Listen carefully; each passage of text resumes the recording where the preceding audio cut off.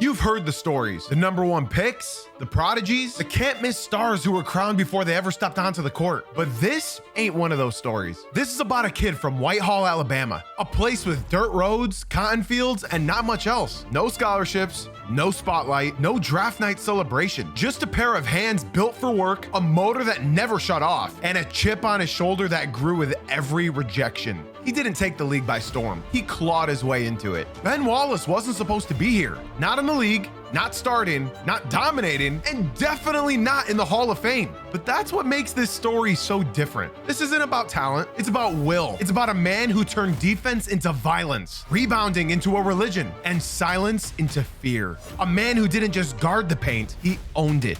This is the story of the most improbable journey in NBA history. This is the rise of Ben Wallace. And before you ask, yes, I am a longtime Pistons fan, so I know my stuff. I also met Big Ben a few years ago, so we're basically best friends. Also, unlike most creators, I'm gonna be pumping out a ton of basketball content this summer, so if you do enjoy my videos, let's try to get to 10,000 subs. Now, where were we? Yes, Whitehall, Alabama. A tiny town in Lowndes County. It was a place where the hardships of the past lingered as a part of everyday life. Born on September 10th, 1974, Ben Wallace was the 10th of 11 children and the youngest of 8 boys. Life wasn't about comforts or luxuries. It was about survival. Growing up in a large working class family meant no one gave lectures about resilience or hard work. Those lessons were learned through daily struggles. Ben even labored in cotton fields, a stark reminder of the area's harsh reality and complicated history. Pick cotton bale hay. I don't want to say it was slavery, but it was the closest thing to being a slave that could have happened in the 90s in this country. Poverty was an ever-present companion. At one point, he even had to walk to school barefoot because he'd outgrown his only pair of shoes. Basketball wasn't even Ben's first love. Football drew him in first. Its physical nature matched perfectly with his growing strength. Ben was an all-state talent in football, baseball, and even basketball, though organized hoops came a bit later. His earliest basketball courts were homemade, the setting for fierce battles against his older brothers for every chance at touching the ball. He quickly learned the rules. If I wanted to see the ball, I'd have to get a steal, grab a rebound, or save it from going out of bounds. This was the foundation of his game, a relentless pursuit for possession and a willingness to embrace the thankless tasks. Basketball wasn't just a sport to him. It mirrored his everyday life, a constant battle for everything he got. A huge moment came when his older brother, seeing something special, signed Ben up for a basketball camp run by the New York Knicks enforcer at the time, Charles Oakley. Unfortunately for them, they couldn't afford the $50 entry fee. So Ben Wallace spent the 4th of July weekend cutting hair for $3 a pop. That trip, over 100 miles from his tiny hometown, wasn't just a drive. It was a step towards a future he probably couldn't even imagine. At the camp, Charles Oakley, known for his bruising style of play, noticed something special in the raw athletic kid from Alabama. He challenged Wallace to a one-on-one matchup, and Ben, never one to shy away from a challenge, eagerly accepted. He got the ball, drive to the basket, bam. Pulled me in the lip, split my jump. I'm like, that's how you play? He was like, play ball, man. Stop being punk. Wallace walked away with a split lip, but his relentless toughness left Oakley impressed. Oh, I drive to the basket, bam, tap him, hit him in the mouth. So he's just gonna bowl me in the face like that? Man, shut up, stop being a punk. Oakley became a pivotal mentor, teaching Ben how to challenge his football-hardened physicality onto the basketball court. This pivotal moment sparked a belief within him, a realization that perhaps his true path lay on the hardwood rather than the football field, especially after a serious neck injury forced him to reconsider his first love. The journey from rural Alabama to NBA stardom is rarely smooth, and for Ben Wallace, it felt more like traveling off-road. Even with his raw talent and Oakley's mentorship, major Division I programs weren't exactly lining up at his door. His first stop was Cuyahoga Community College in Cleveland, Ohio, a place far from home, where Wallace began to truly refine his skills and grasp the discipline required for the next level. I feel like Cuyahoga Community College is where I actually learned how to play basketball. And he didn't just learn, he dominated, averaging an astonishing 17 rebounds and nearly 7 blocks per game over 2 seasons. Wallace's next step was at Virginia Union University, a Division II school. Under the guidance of legendary coach Dave Robbins, and still leaning heavily on Oakley's teachings, Wallace continued his upward trajectory. He propelled Virginia Union to a 28-3 record and a trip to the Division II Final Four, earning D2 first-team All-American honors in his senior year. Wallace left an enduring mark at Virginia Union, setting a school record with 114 blocks in a single season. He was rapidly developing into a dominant defensive presence, a true force in the making. Yet despite his accomplishments, the bright lights of the NBA still felt distant. Scouts rarely took notice of D2 players, particularly those who didn't stand out as scorers. Welcome to the 1996 NBA Draft. For Ben Wallace, the 1996 NBA Draft was anything but a celebration. It was more like a cold dose of reality. Scouts and front offices had their eyes locked on flashy scorers, athletic wings, and big names from powerhouse D1 programs. Wallace didn't fit the mold. Undersized at about 6'7" for a center, with limited offensive skills, and coming out of a D2 school, he was easily overlooked. As the draft approached, Wallace attended workouts and showcases hoping to catch someone's eye, but NBA decision makers saw mostly limitations. Too short for center, too unpolished offensively, too obscure of a prospect. Despite his exceptional physicality and defensive ability, Wallace went through the agony of hearing 58 names called, none of them his.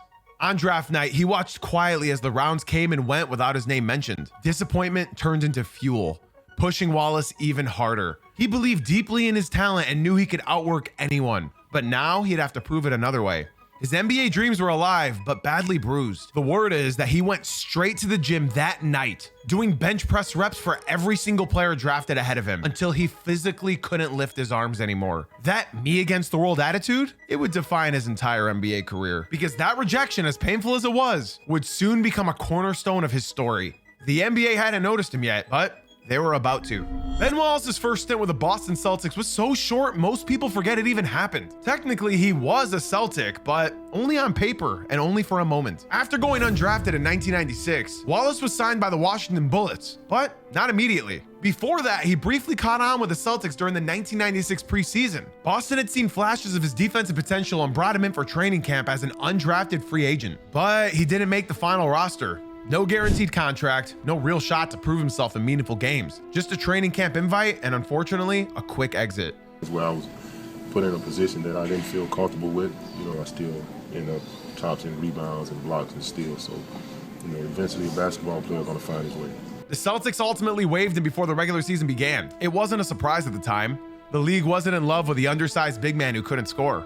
Wallace wasn't polished, and he didn't have the pedigree most teams were looking for. Boston passed, and that door slammed shut fast. That cup of coffee in Boston was just another brick in the wall of rejection that would eventually shape him into the league's most feared defender. Now this is where things actually started to take shape. Ben Wallace's NBA dream looked like it might be slipping away, but the Washington Bullets threw him a lifeline. They signed him just before the start of the regular season, and unlike Boston, Washington gave him an actual roster spot, though it was buried at the end of the bench. Chris Webber, Juwan Howard, and George Murashon were already eating up most of the minutes. Wallace wasn't brought in to contribute right away. He was more of an insurance piece, a hustle guy, a long shot. Even though he barely played, averaging just 1 point and 1.5 rebounds in limited minutes during his rookie year, he made an impression with his work ethic and physicality in practice. By his second and third seasons, he started to carve out a real role. He became a defensive spark plug off the bench, grabbing boards, blocking shots, and doing all the dirty work nobody else wanted to. It was in Washington where he began to understand how he could impact a game without scoring a single point. He wasn't just fighting for minutes anymore. He was fighting for identity. Wallace spent 3 seasons with the Wizards, slowly climbing from a fringe roster guy to a rotational player. He still wasn't a star by any stretch, but he had planted the seeds. Coaches started to trust him, teammates respected his grind, and most importantly, Wallace began to realize that he didn't have to change who he was to make it in the NBA. He just had to double down on it.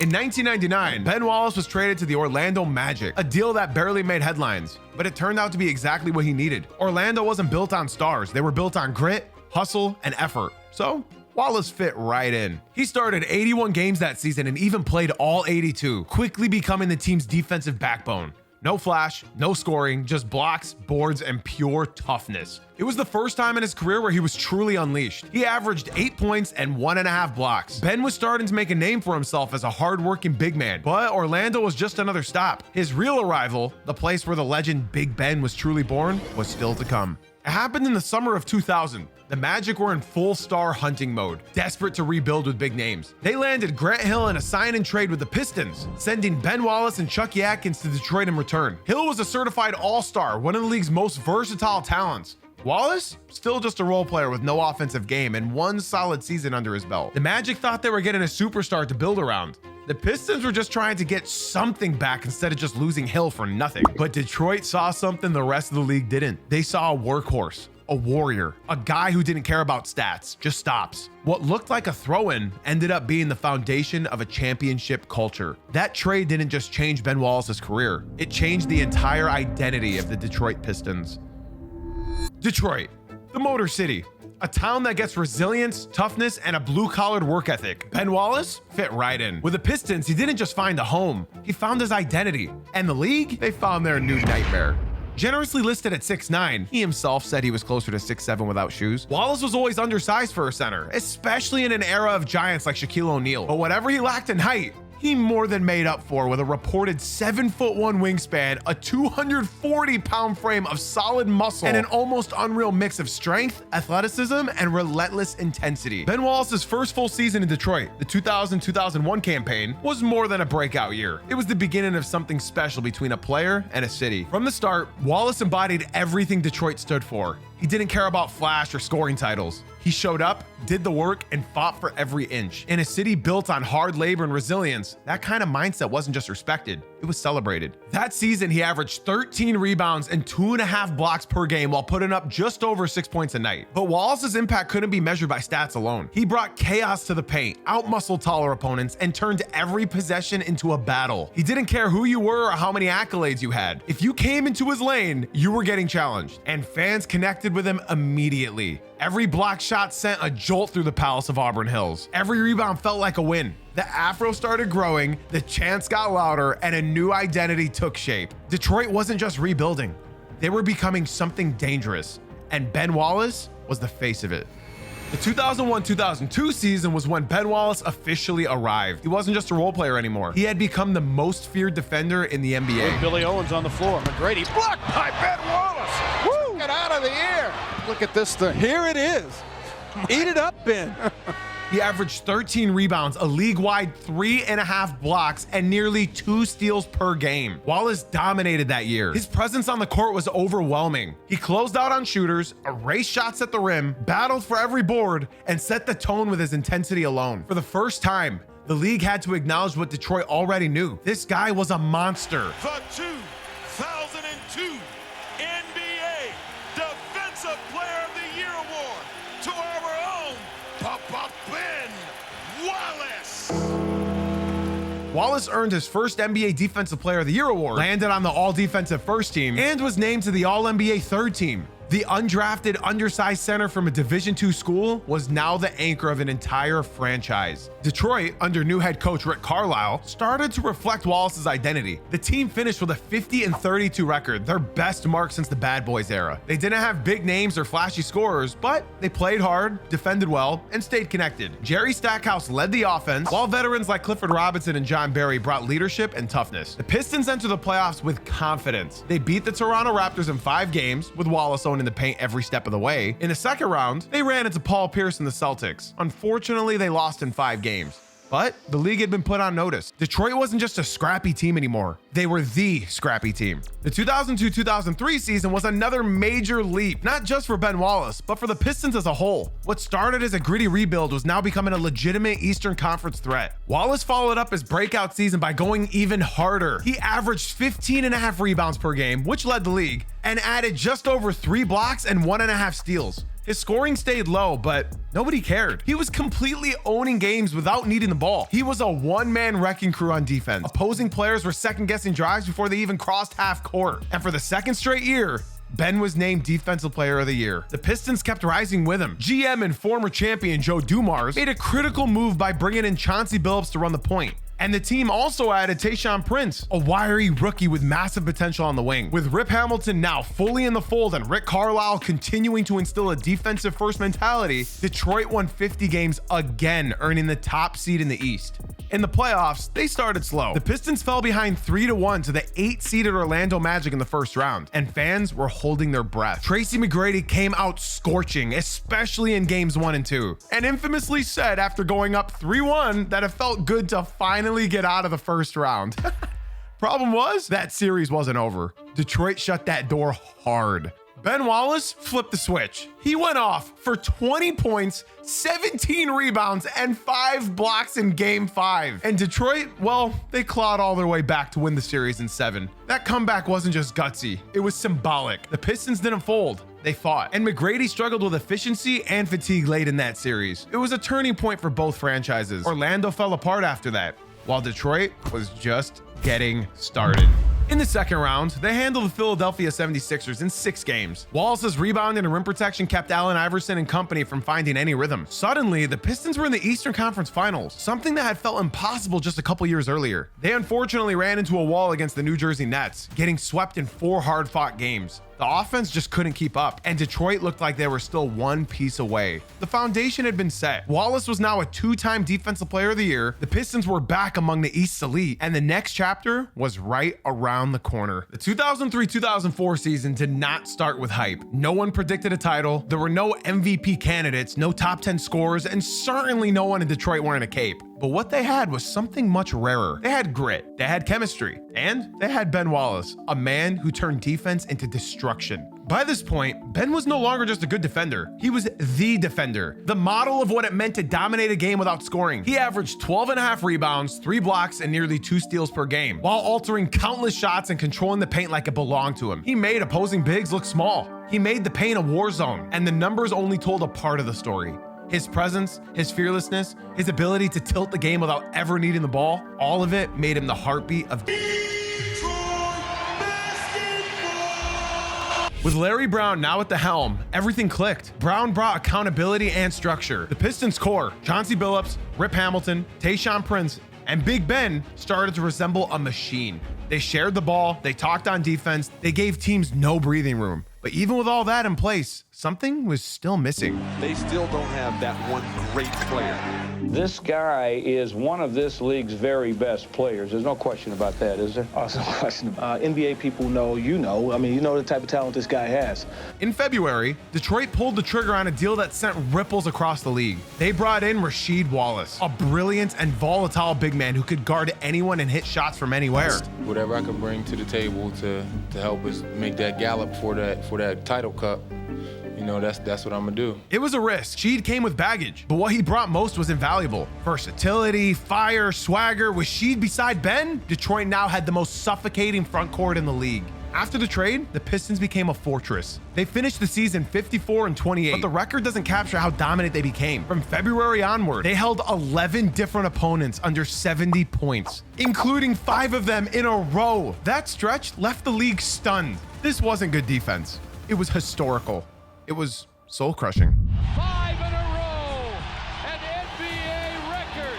This was never seen again. Entering the playoffs, it was the Pistons versus Bucks. Nobody expected Milwaukee to push Detroit, and honestly, they didn't. The Bucks had offensive firepower with Michael Redd and Tim Thomas, but they were soft compared to what the Pistons brought to the table. This series was a defensive clinic. Detroit held Milwaukee under 85 points in every game they won. Ben Wallace set the tone immediately. In game 1, he ripped down 17 rebounds and made it clear that nothing was going to happen at the rim. It was in this series that the Pistons really started to lean into their identity. Bully ball defense, methodical execution, and Ben as the anchor. By game 5, Milwaukee looked exhausted.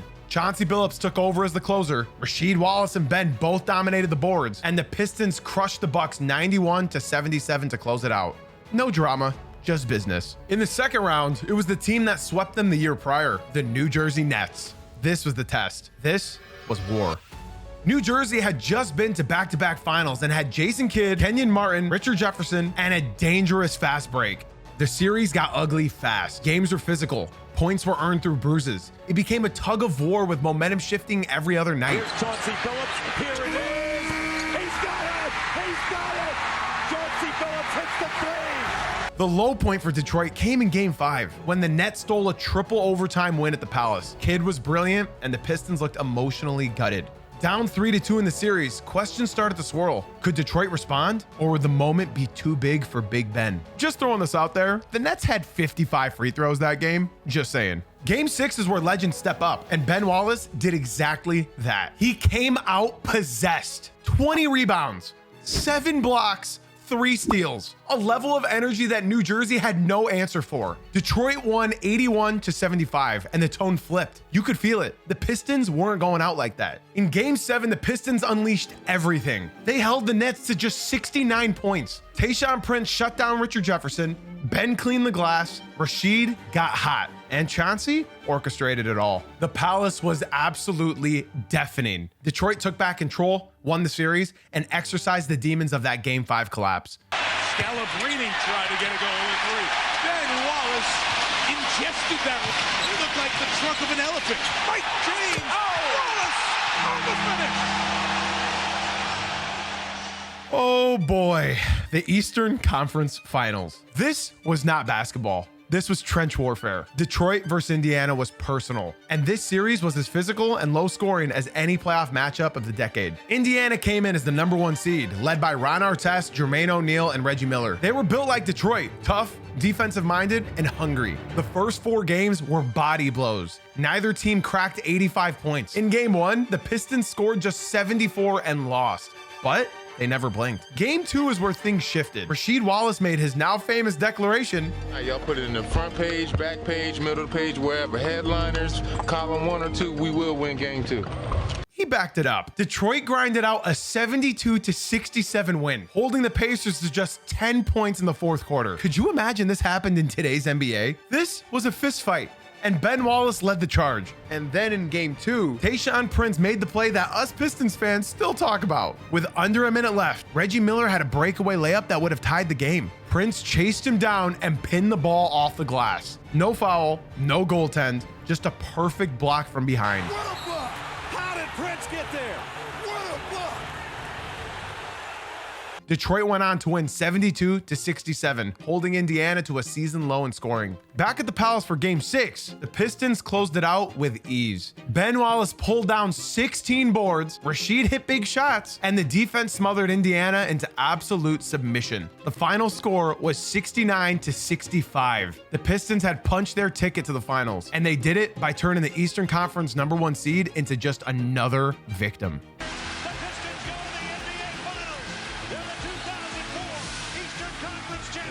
The stage was set. The 2004 NBA Finals featured one of the most lopsided matchups in recent memory. On one side, the Los Angeles Lakers, an absolute juggernaut. 4 future Hall of Famers: Shaquille O'Neal, the most dominant force in the paint; Kobe Bryant at the peak of his scoring powers; Karl Malone, the second all-time leading scorer; Gary Payton, a former Defensive Player of the Year. This roster looked like it was built in a video game. On the other side, you already know. That we ain't used to. So, regardless of what people say, once that ball was thrown up, it's us against you. No MVPs, no scoring titles, no ESPN hype. Just a group of cast-offs, misfits, and hard-nosed competitors. The betting lines were disrespectful. Most experts said the series would be over in 4 or 5 games. Detroit wasn't just an underdog. They were being treated like an afterthought. But Ben Wallace didn't care about the hype, and the Pistons weren't playing for respect. They were coming to take the whole thing. Right out of the gate, the Pistons made a statement in Game 1.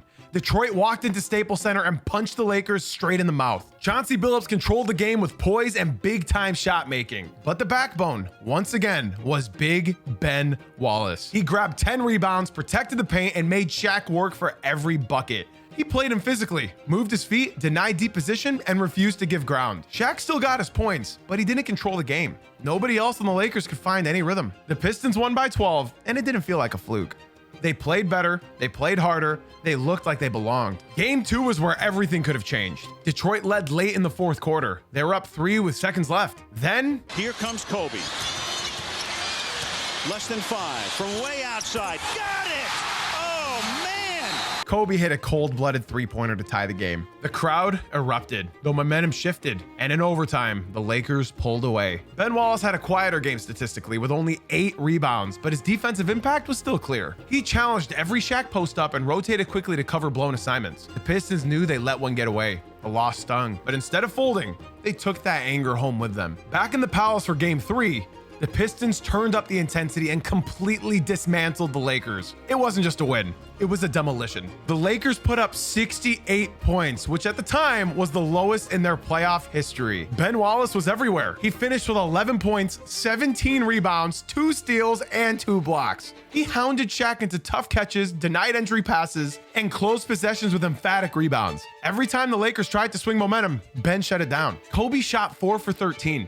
Payton and Malone were invisible. The Pistons were now up 2-1, and they had flipped the pressure completely. Game 4 was a bit tighter, but the control never left Detroit's hands. Rasheed Wallace hit clutch shots, Chauncey hit dagger threes, and Rip Hamilton sliced up LA's defense. But once again, Ben Wallace was the glue holding everything together. He racked up 22 rebounds, dominated second chance opportunities, and played nearly 45 minutes without ever slowing down. Ben didn't shut Shaq down completely, nobody could, but he did make him fight for everything. Shaq finished with 36 points, but ultimately got no help, and the Pistons still walked away with the win. Detroit was now just one game away from the impossible. This was it, the coronation. Let's get it done. One more, baby. Let's get it done. One more. Good evening, everybody, and welcome to the excitement of Game 5 of the NBA Finals. The Pistons closed out the series in front of a rabid Palace crowd. They didn't just win, they dominated from start to finish. 5 players scored in double figures. Every possession was crisp. Every rotation was sharp. Every loose ball ended up in Detroit's hands. And Ben Wallace? You already know he didn't choke under pressure. 18 rebounds, 3 steals, 2 blocks, and an undeniable energy that overwhelmed the Lakers' front court. Shaq put up numbers, but he looked out of shape and exhausted. Ben outworked him. He beat him to position, he outjumped him, and more importantly, he led a team that played with unity, pride, and hunger.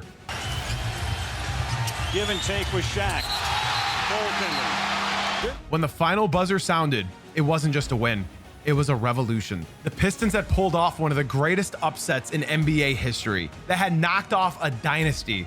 They didn't do it with star power. They did it with sacrifice, teamwork, and defense. This team playing as one.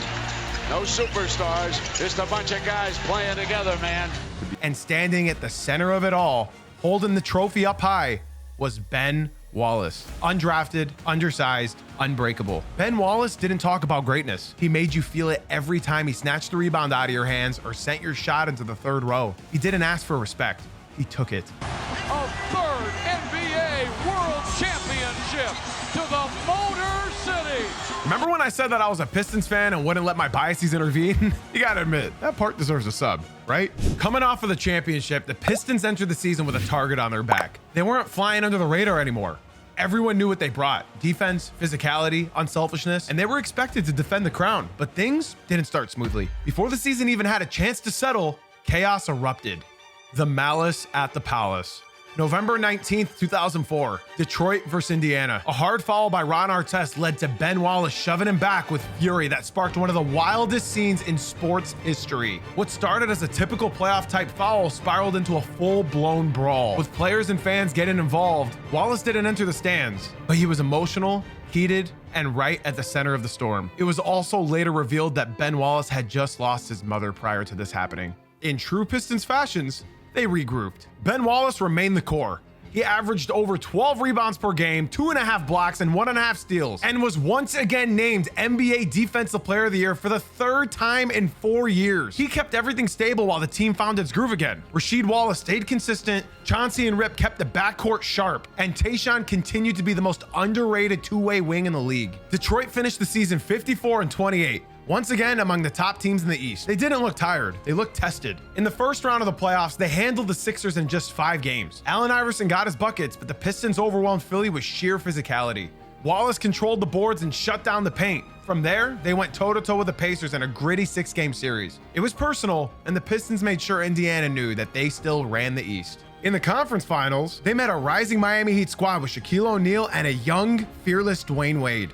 The series was a battle, back and forth, blow for blow. D Wade looked unstoppable at times. But of course, Ben Wallace made key defensive stops and huge plays in the final games. In Game 7, Wallace pulled down 17 rebounds. The Pistons held the Heat to just 66 points, and Detroit punched its ticket back to the finals. Now came the war. This series wasn't just basketball. It was a 7-game chess match between two of the most disciplined, hard-nosed teams that the league has ever seen. Detroit versus San Antonio. Defense versus defense. Heart versus heart. Every possession felt like it could swing the entire series. Game 1 in San Antonio was rough. The Spurs' execution was flawless as usual. Tim Duncan dominated inside and the Pistons lost by 15. Game 2 was even worse. Manu Ginobili exploded. The Spurs shot the lights out and the Pistons were crushed by 21. Critics were already writing them off, but the series was just getting started. Back in Detroit, Game 3 flipped the energy completely. The Pistons blitzed the Spurs with a 97-76 blowout. Ben Wallace played like a man possessed. 15 rebounds, 3 blocks, nonstop hustle, and relentless paint protection.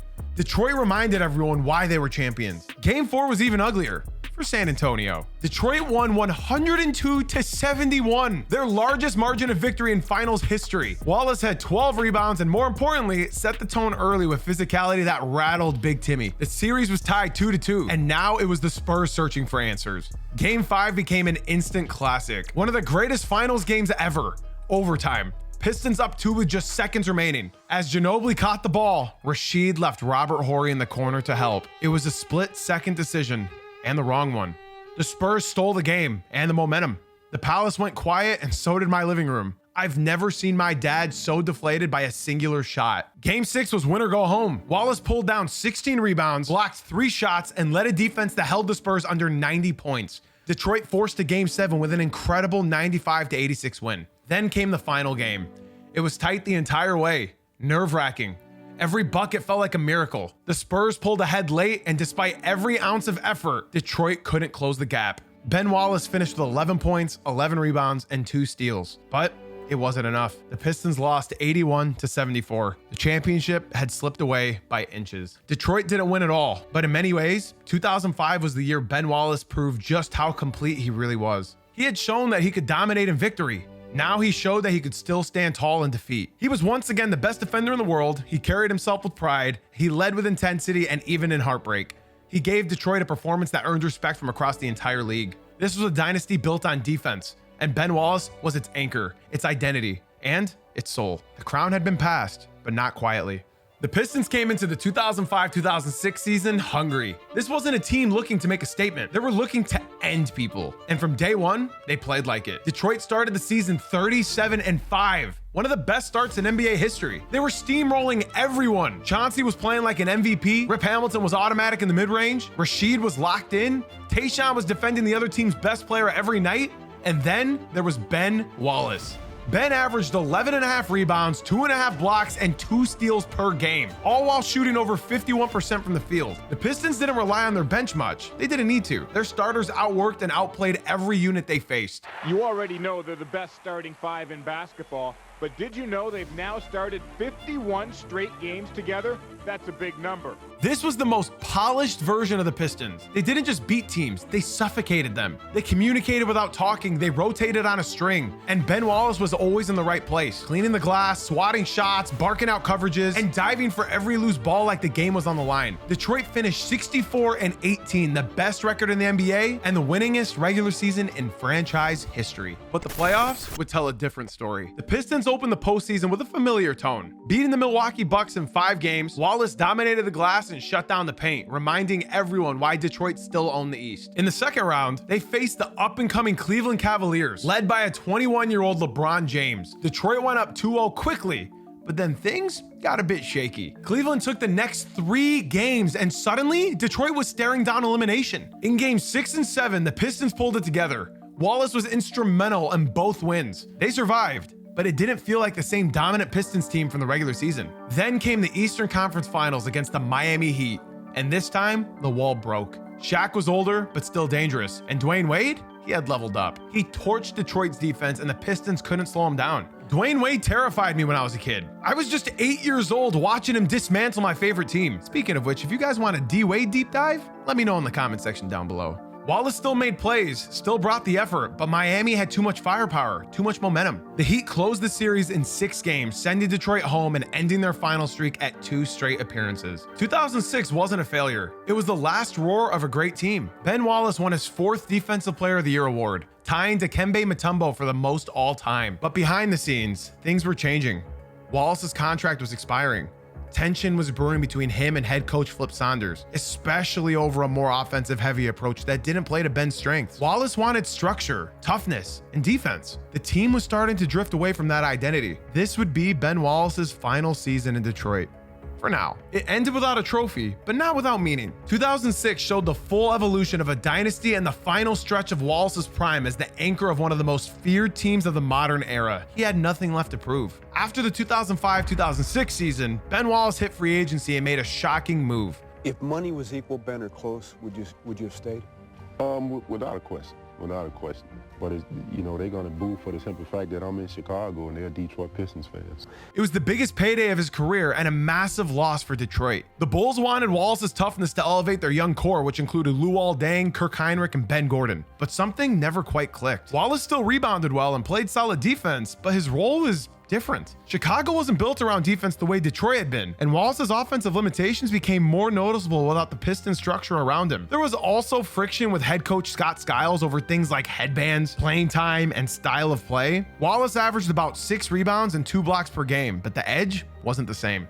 In 2008, midway through his second season with the Bulls, Chicago traded Wallace to Cleveland. The Cavaliers wanted defense to complement LeBron James, and Wallace still had enough left in the tank to help. He wasn't the force he once was, but he brought playoff experience, rebounding, and leadership to a team on the rise. In 2009, he helped Cleveland reach the Eastern Conference Finals, where they eventually lost to the Orlando Magic. Wallace mostly came off the bench, playing limited minutes, but his presence mattered. He still boxed out, made smart rotations, and fought like hell on every possession. After that run, age and injuries started to catch up. Wallace was bought out by the Suns, who acquired him briefly, and retirement looked like the next step.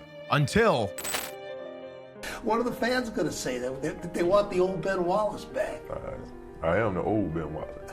They want the young Ben Wallace back. Wallace returned to the Pistons on a vet minimum deal. It wasn't about numbers anymore. It was about pride, about finishing where it all started. And despite being in his mid-30s, Wallace gave the team everything he had. He played 3 more seasons in Detroit, mentoring young players, leading by example, and still showing flashes of that old defensive fire. In 2010-2011, he started 69 games and averaged over 8 rebounds per night. Not bad for a guy many thought who was finished.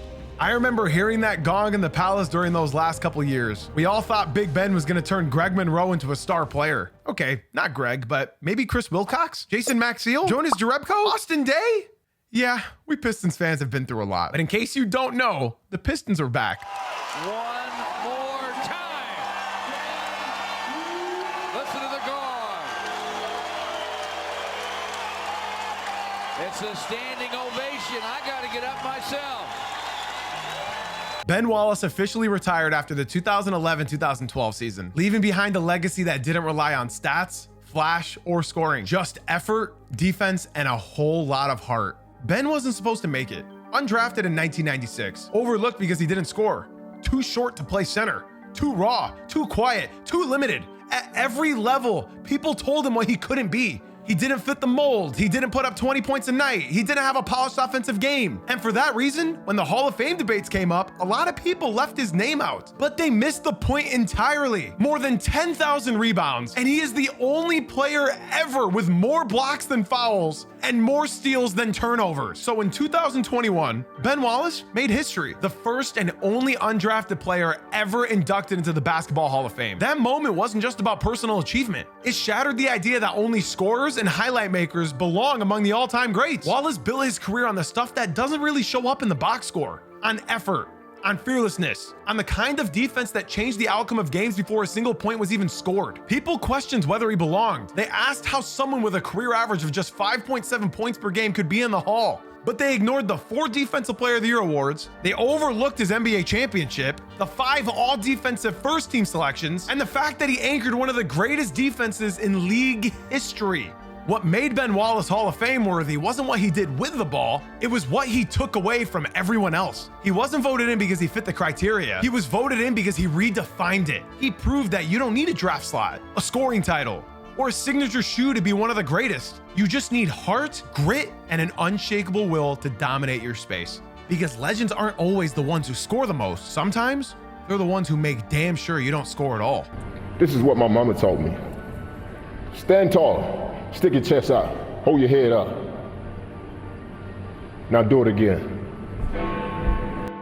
If you enjoyed this video, please leave a like and subscribe for more. Thank you so much for watching, and I'll see you in the next one.